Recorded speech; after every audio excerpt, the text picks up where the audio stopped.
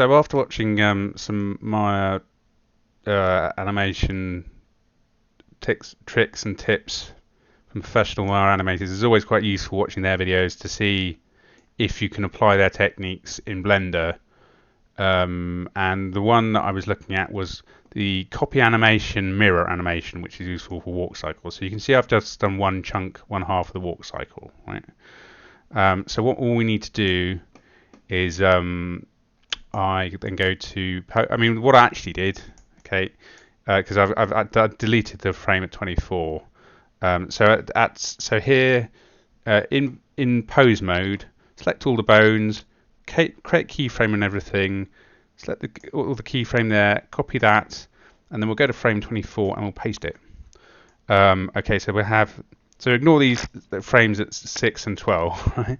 Okay, so then what we want to do is we can go and copy that pose at 24 and so select all the bones at 24. Okay, just make sure everything is keyframe.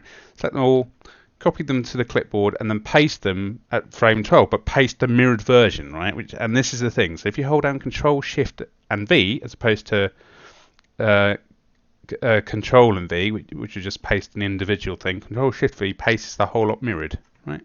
So then we get the mirror thing, right? So the thing is, then it's like, well, what we can do with that, and then I did the, I think they call it breakdown. So lifting up the back foot there, or the left foot, lifting that up. So then what we can do is we can select the slot again, select all the bones, Control C to copy them, and then if we go to frame 12 and hold down Control Shift V, that should paste he says. Is it going to do it for us? Try again. Control C, Control Shift V.